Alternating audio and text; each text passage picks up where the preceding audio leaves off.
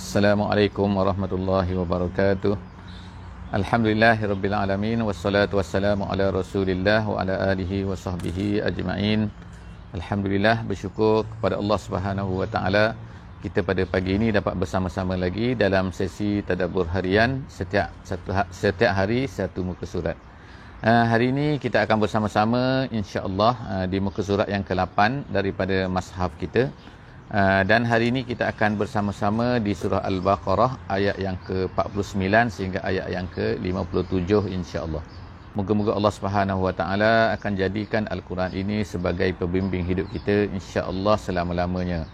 Dan dengan usaha kita yang sedikit ini, moga-moga Allah Subhanahu wa taala akan memberi keberkatan kepada kita dan menambahkan kepada kita ilmu-ilmu yang bermanfaat yang akan dapat membentuk pemikiran kita, membentuk hati kita, membentuk sanubari kita, membentuk emosi kita insya-Allah. A'udzubillahi minasyaitonirrajim. Bismillahirrahmanirrahim. Wa iz najjaynakum min ali fir'aun yasumunakum su'al 'adzab yuzabbihuna abna'akum wa yastahyuna nisa'akum wa fi dzalikum bala'um min rabbikum 'azim. Shadaqallahul 'azim. Jadi alhamdulillah kita telah dapat membaca tadi sedikit daripada ayat Al-Quran daripada muka surat ini, iaitu ayat yang ke-49. Jadi insya-Allah kita masih lagi sebenarnya sedang bercerita tentang kisah Bani Israel sebagaimana yang telah kita baca dalam muka surat ataupun dalam sesi sebelum daripada ini. Allah Subhanahu wa taala banyak akan menceritakan kepada kita melalui surah ini dan juga surah-surah yang lain, iaitu tentang Bani Israel, kerana Bani Israel ini adalah merupakan satu bangsa, satu kumpulan manusia yang telah diberikan oleh Allah Subhanahu wa taala dengan jawatan khalifah ataupun mendapat amanah daripada Allah Subhanahu wa taala untuk menenerjui bumi ini, iaitu untuk menerima rasul-rasul yang sangat ramai dan juga kitab-kitab daripada Allah Subhanahu wa taala. Dan kitab-kitab ini dan juga rasul-rasul ini adalah merupakan amanah sebenarnya untuk mereka ini menjaga manusia yang ada di atas dunia ini. Sebab itulah Allah Subhanahu wa taala sebutkan Allah Taala telah memberi kelebihan kepada mereka. Faddalna, kami telah beri kelebihan kepada mereka kepada seluruh manusia-manusia lain di atas dunia. Dan kita pula sekarang ini Allah Subhanahu wa taala, apabila umat Islam ini telah berpindah ke Madinah, maka Allah Subhanahu wa taala telah menurunkan surah Al-Baqarah ini untuk menjadi tanda bahawa sebenarnya peralihan sedang berlaku sekarang ni daripada umat Bani Israel kepada umat Nabi Muhammad sallallahu alaihi wasallam untuk memegang teraju bumi ini, iaitu teraju amanah, iaitu untuk menjadi khalifah di atas muka bumi ini. Jadi kita lihat hari ini Allah Subhanahu wa taala mengingatkan lagi limpah kurnianya, nikmatnya yang sangat banyak yang telah diberikan kepada Bani Israel sebelum daripada umat Nabi Muhammad sallallahu alaihi wasallam. Sebenarnya perkara ini adalah untuk menunjukkan bahawa umat Islam juga akan menerima banyak nikmat-nikmat daripada Allah Subhanahu wa taala, dan nikmat-nikmat tersebut sepatutnya adalah difahami oleh umat Nabi Muhammad sallallahu alaihi wasallam bahawa mereka ini bukan hanya sekadar mendapat nikmat begitu saja, tapi mereka sebenarnya menerima amanah Allah Subhanahu wa taala untuk melaksanakan amanahnya, iaitu untuk menjaga manusia ini, menyampaikan Islam kepada manusia dan memastikan bahawa manusia ini menurut perintah Allah Subhanahu wa taala. Kerana itulah mereka ini disuruh berjihad dan seterusnya. Jadi oleh itulah Allah Subhanahu wa taala ingatkan Bani Israel, ceritakan tentang apa yang telah diberikan kepada Bani Israel. Allah dalam ayat ini hari ini, ayat 49, Allah Subhanahu wa taala berfirman, wa iznajjainakum, dan ingatlah ketika kami selamatkan kamu. Kamu di sini ialah bukanlah makna kamu Bani Israel ataupun orang-orang Yahudi yang berada di Madinah pada ketika itu, tapi maksudnya ialah bapa-bapa kamu dulu. Kami telah selamatkan bapa-bapa mereka ini, orang Yahudi ini, min ali Fir'aun, daripada keluarga Fir'aun. Keluarga sini itu maksudnya adalah tentera-tentera Fir'aun, orang-orang Fir'aun. Al situ ialah asalnya, maknanya adalah keluarga kan. Tapi maksud sinilah tentera-tentera, kaki tangan Fir'aun, orang-orang yang bersama-sama dengan Firaun, yasumunakum su'al azab. Mereka ini mengenakan kepada kamu, orang-orang Bani Israel, dengan pelmacam azab-azab yang pedih. Yuziqunahum yasumunakum, iaitu yuziqunakum, mengenakan azab, iaitu su'al azab. Su'u maknanya ialah asyaddu. Su' tu azab yang bersangat-sangatan, yang sangat keras, yang sangat teruklah. Kemudian Allah Ta'ala kata yuzabbihu. Allah Ta'ala explainkan bagaimanakah yang dikatakan sebagai su'al azab itu, iaitu yuzabbihuna, mereka itu menyembelih anak-anak lelaki, akum, anak lelaki kamu, anak lelaki Bani Israel. Dan kemudian Allah Ta'ala kata wa yastahyuna nisaakum, dan kemudian dia membiarkan hidup anak-anak perempuan Bani Israel. Kenapa? Kerana mereka nak gunakan untuk menjadi pembantu-pembantu mereka, menjadi penjaga-penjaga mereka, penjaga rumah mereka, pekerja-pekerja mereka. Jadi apa yang dibuat oleh Firaun ini adalah kerana memenuhi mimpi sebahagian daripada kahanah dia, iaitu pawang-pawang mereka dan sebagainya, pembantu-pembantu yang bermimpi mengatakan bahawa salah seorang daripada anak Bani Israel ini akan menjatuhkan kerajaan Firaun. Jadi kerana itulah maka Firaun telah menetapkan bahawa 1 tahun mereka yang lahir pada tahun ini daripada Bani Israel akan dibunuh, anak lelaki. Sebab itulah yang berlaku kepada Nabi Musa, dan kita tengok bahawa Nabi Musa dan juga Nabi Harun ini adalah dilahirkan pada tahun yang di mana dianya dibenarkan hidup. Tapi Nabi Musa lahir ketika tahun di mana semua anak-anak Bani Israel, anak lelaki Bani Israel dibunuh pada masa itu. Jadi berlakulah apa yang berlaku yang akan kita lihat insya-Allah di dalam Al-Quran yang akan datang ni. Kemudian Allah Ta'ala sebut wa fi zalikum, apa yang berlaku itu, iaitu wa fi zalikum, Allah Ta'ala kata. Jadi kita tengok sini kan ada 2 perkara yang Allah Ta'ala sebutkan, iaitu yang pertamanya injak ni makna Allah Ta'ala menyelamatkan kamu daripada Firaun. Yang keduanya ialah kamu ni dikenakan azab. Jadi semua yang berlaku itu Allah Ta'ala kata wa fi zalikum adalah merupakan balaun boleh memberi 2 makna. Yang pertama mungkin beri makna ialah ujian. Ini semua adalah ujian, iaitu kamu dikenakan dengan azab yang dahsyat itu oleh Firaun. Kamu itu merupakan satu bala, Allah Ta'ala kata. Tapi ada satu makna lagi, bala sini ialah maksudnya ialah in'am, iaitu nikmat. Nikmat apa yang dikatakan nikmat, iaitu apabila kita memberi makna yang zalikum tu adalah merupakan menyelamatkan, Allah Ta'ala menyelamatkan mereka, itu merupakan satu nikmat daripada Allah Subhanahu Wa Ta'ala. Jadi boleh 2 makna lah. Balaun mir rabbikun azim, iaitu satu bala yang besar daripada Allah Subhanahu Wa Ta'ala. Kemudian Allah Ta'ala tafsirkan lagi bagaimanakah nikmat Allah Ta'ala kepada mereka ni, iaitu Allah Ta'ala kata dalam ayat yang ke-50 wa iz faraqna bikumul bahra, dan kemudian kami telah, dan ingatlah ketika kami telah faraqna ni maknanya belah, maknanya kan maknanya falaqna kalau ikut ni, seperti mana biji tu apabila biji kulit biji tu terbuka maka keluarlah isi dalam biji tu, itu nama dia falaqa. Jadi faraqna Allah Ta'ala macam belahkan laut tu, terbelah kepada 2. Bikumul bahra, bi situ dengan kamu, maksudnya lakum, maksudnya ba di situ maknanya la, iaitu wa iz faraqna lakum, itu. Dan ketika kami telah ingatlah ketika Allah Ta'ala telah belah laut itu untuk kamu, untuk Bani Israel tu, al-bahra, laut. Laut di sini yang dimaksudkan laut ialah menurut pendapat ramai ulama ialah laut Kulzum. Laut Kulzum adalah laut merah lah, iaitu yang berada di bawah sedikit daripada terusan Suez, daripada Suez, bukan terusan, daripada bandar Suez sekarang ni. Laut itu dipanggil laut Kulzum, iaitu jadi Allah Ta'ala belahkan laut tu, fa anjaynakum, lalu kami selamatkan kamu. Allah Ta'ala kata selamatkan Bani Israel ini, wa aghraqna ala fir'aun, dan kemudian kami telah tenggelamkan Firaun dan juga tentera-tenteranya dan geng-geng dia semua tu. Kemudian wa antum tanzurun, yang hebat lagi ialah kamu dapat melihat perkara tu. Maknanya bukan perkara ni berlaku jauh kamu tak nampak, tapi depan-depan mata kamu perkara ni boleh berlaku.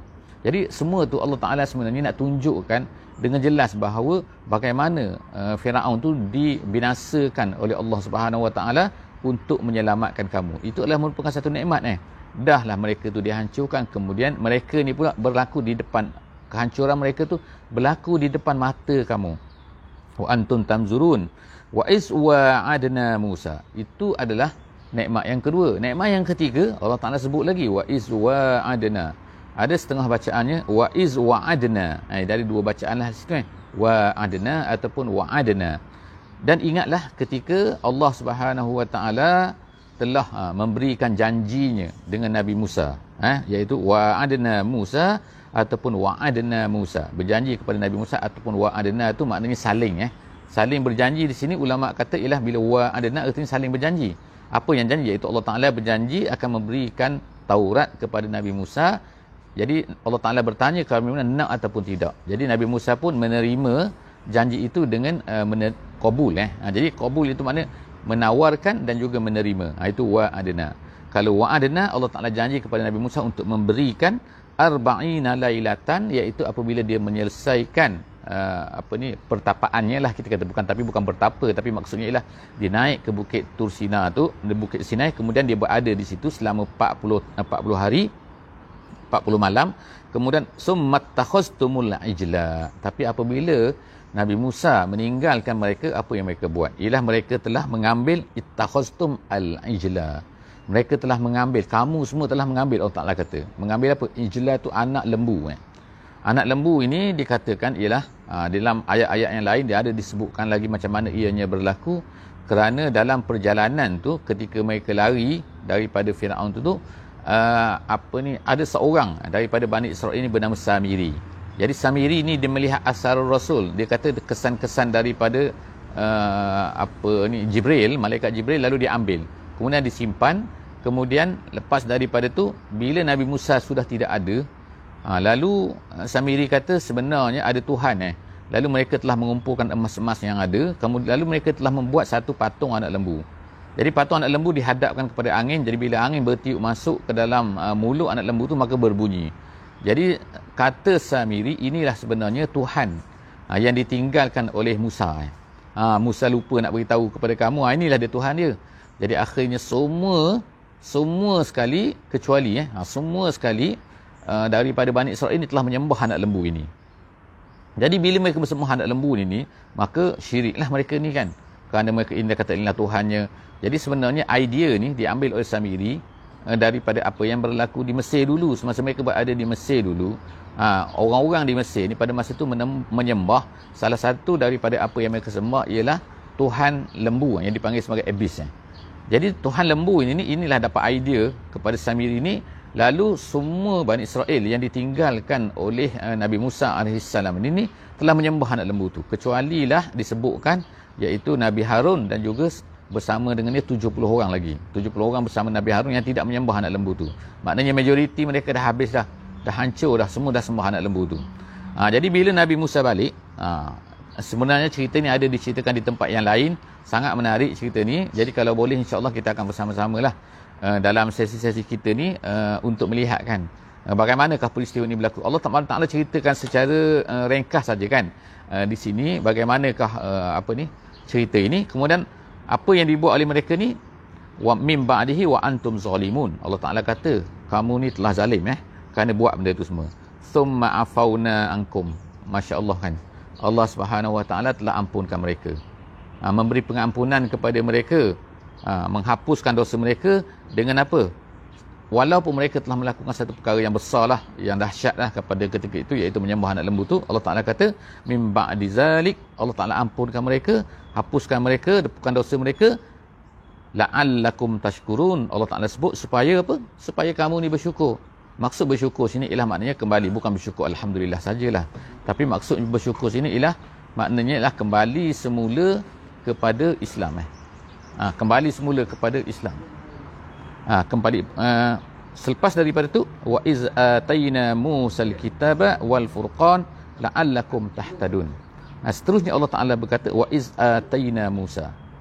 Kemudian Allah Ta'ala berkata ketika nikmat seterusnya yang diberikan oleh Allah Subhanahu Wa Ta'ala kepada Nabi Musa, iaitu memberikan Alkitab kepada mereka. Kitab situ artinya ialah kitab Taurat wal furqan. Jadi wa di situ ialah waw tu dipanggil ataf tafsiriyah, bukannya ataf mughayarah, bukan ataf mughayarah.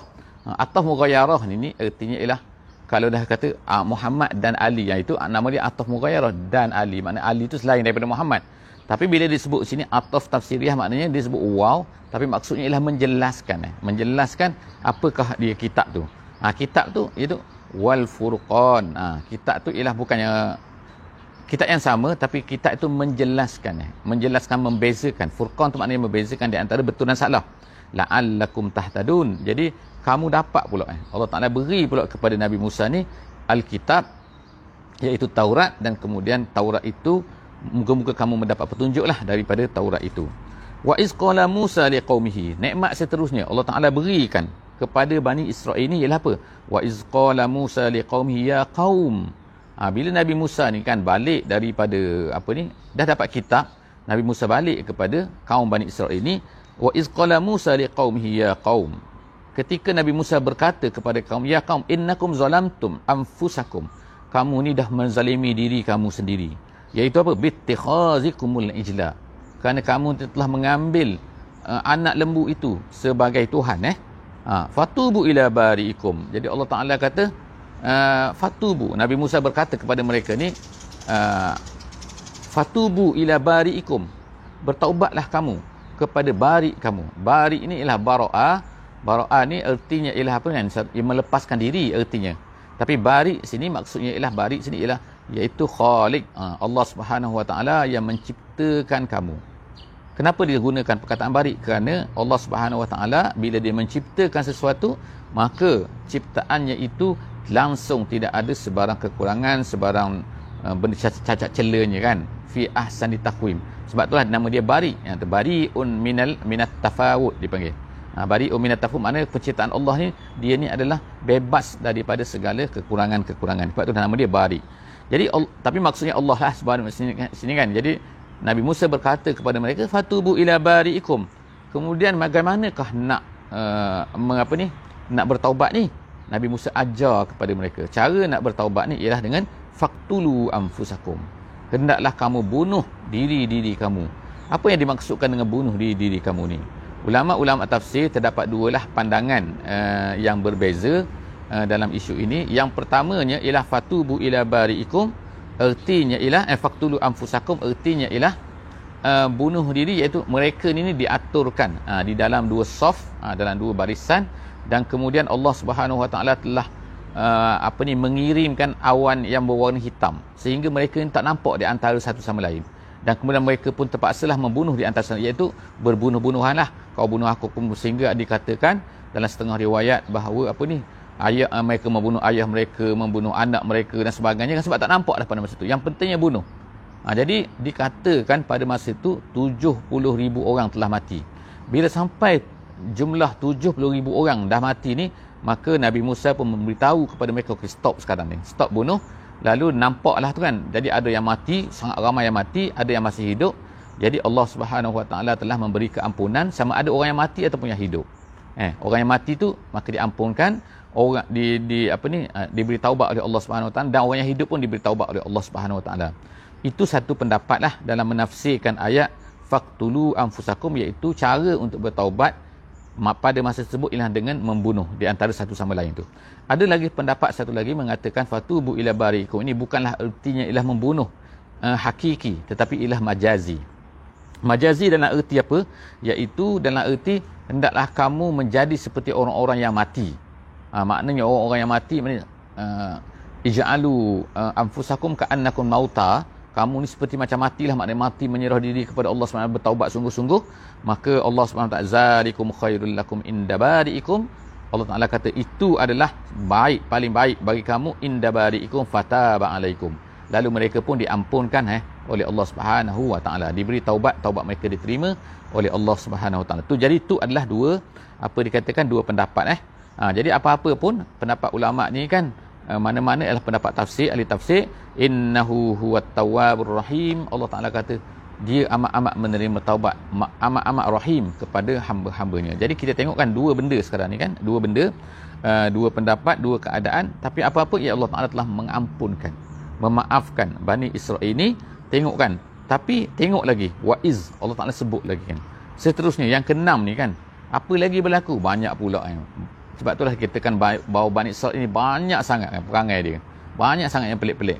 Selepas daripada diselamatkan, selepas daripada diampunkan, selepas daripada diterima taubat mereka tu, mereka buat perangai lagi. Apa dia? Wa iz qultum ya Musa lan nu'mina laka hatta narallaha jahrah. Pula mereka nak apa pula ni? mereka berkata, ya Musa, kami tak akan beriman kepada kamu sehingga kami ni boleh tengok Tuhan jahrah. Jahrah ni makna mu'ayanah. Mu'ayanah ni makna tengok betul-betul depan mata. Kami nak tengok Tuhan kamu tu. Tengok kan perangai dia. Apa yang berlaku? Ketika Nabi Musa pernah minta benda ni kepada Allah Subhanahu Wa Taala, maka dia telah dikenakan peti yang dahsyat kan. Jadi begitu jugalah kepada Bani Israel ni, apabila mereka minta perkara ni, maka fa akhazatkumus sa'iqah. Sa'iqah tu ialah pancaran api daripada langit yang menyebabkan mereka ni apa kan? Mereka ada satu riwayat kata menyebabkan mereka ni mati.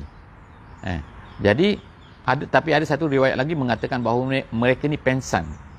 Apabila kita kena sa'iqah tersebut, wa antum tanzurun, perkara ni berlaku depan-depan mata mereka sendiri kan. Jadi mereka tahu benda ni kan.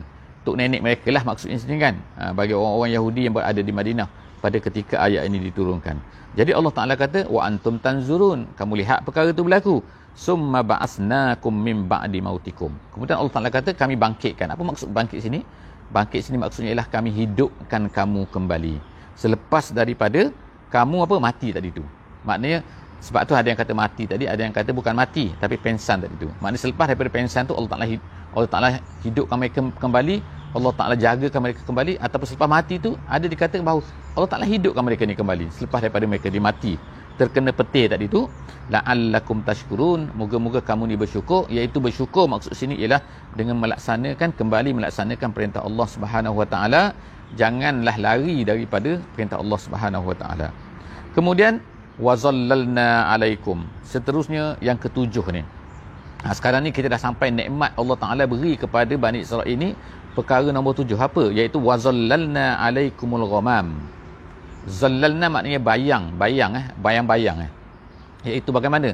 Selepas daripada kejahatan-kejahatan Bani Israel itu, Allah Subhanahu Wa Ta'ala telah menyesatkan mereka. Sesat tu bukan menyesatkan, tapi maknanya menjadikan mereka ni sesat di padang pasir, yang dipanggil sebagai padang pasir tih.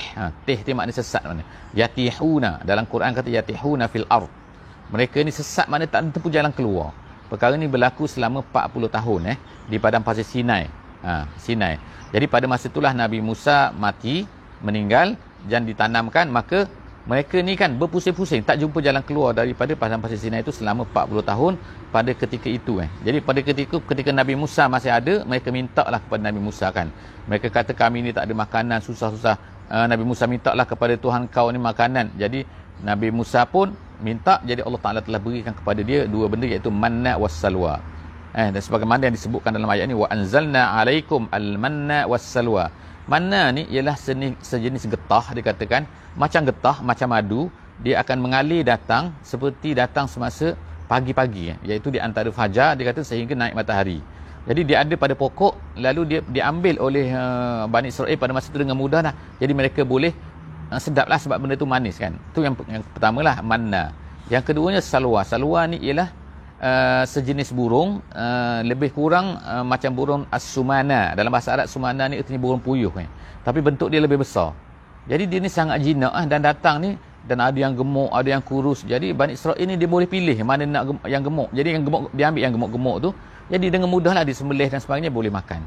Jadi mereka makanlah benda tu, rezeki mudah. Kemudian mereka minta lah kepada Nabi Musa, Musa kita ni panaslah, minta. Jadi Allah Ta'ala beri pula al-ghamam sini kan. Wa zallalna alaikumul ghamam. Kemudian mereka minta lagi apa? Air pula. Allah tak ada air lah nak minum. Jadi Nabi Musa dengan tongkat dia dipukul, keluarlah 12 mata air. Begitulah seterusnya banyak nikmat-nikmat Allah Ta'ala ni. Kemudian Allah Ta'ala kata apa? Kulu min tayyibati ma razaqnakum. Makanlah daripada apa yang aku beri kepada kamu, aku rezekikan kepada kamu. Apa yang terjadi? Kalau dalam tafsir jalan lain disebutkan begini, dia katakan Allah Ta'ala beri kepada mereka makanan tu yang sentiasa datang, mudah mereka dapatkan benda tu. Mereka tak payahlah mana kejar burung. Burung tu sangat-sangat jinak semua kan, dan mereka datang seolah menyerah diri kepada mereka kan. Pemberian daripada Allah Subhanahu Wa Ta'ala. Tapi selepas daripada Allah Ta'ala meminta sebagaimana dalam jalan lain, dia kata jangan kamu simpan makanan ni. Maknanya kamu dapat ambil makanan ni, kamu boleh tangkap binatang tu, tapi kamu jangan simpan dia. Jadi tapi mereka ni engkar perintah Allah Subhanahu Wa Taala, lalu mereka menyimpan. Ambil simpan. Bukanlah ada peti ais macam kita sekarang, tapi makna dia simpan makna. Jadi Allah Taala marah kepada mereka, lalu Allah Taala telah putuskan. Putuskan maknanya langsung benda-benda semua tak datang lagi selepas daripada tu. Jadi ini menyusahkan mereka. Wa ma zalamuna, sebab tu Allah Taala kata wa ma zalamuna. walakin kanu anfusahum yazlimun. Sebenarnya mereka bukan menzalimi kami. Mereka rasa mereka buat ni, mereka engkar semua anak lembu, macam-macam perangai ni kan. Bukan mereka ni menzalimi Allah. Adakah mereka ni menyusahkan Allah SWT? Tidak kan. Tapi sebenarnya bila mereka buat macam tu, sebenarnya mereka ini menyusahkan diri mereka sendiri. Itu adalah ayat yang ke-57 daripada surah Al-Baqarah ni. Apa yang terjadi selepas daripada tu, insya-Allah kita akan baca next lagi nanti, iaitu apabila diperintahkan kepada mereka untuk menuju ke Syam pada masa itu, iaitu Palestin.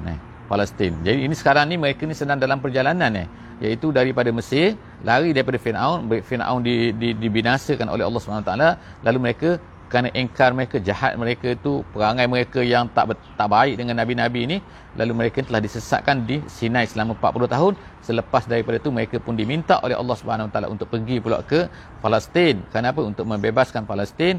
Sebab apa? Untuk menyebarkan Islam di sana dan seterusnya. Apa yang terjadi, insya-Allah kita akan tengok dalam muka surat yang ke-9 pada sesi yang akan datang, insya-Allah. Setakat itu dulu aku qauli hadza wa astaghfirullahal azim li wa lakum. Jangan lupa insya-Allah untuk share, untuk berikan kepada sahabat-sahabat kita semua link ni. Moga-moga semua akan mendapat manfaat daripada apa yang kita buat pada setiap pagi ni. Wallahu a'lam bissawab. Bismillahirrahmanirrahim. Subhanakallahumma wa bihamdik, nashhadu an la ilaha illa anta, nastaghfiruka wa natubu ilaik. Bismillahirrahmanirrahim. Wal 'asri innal insana lafi khusr illa allazina amanu wa 'amilus solihat wa tawasaw bil haqqi wa tawasaw bis sabri. Wassalamu alaikum warahmatullahi wabarakatuh.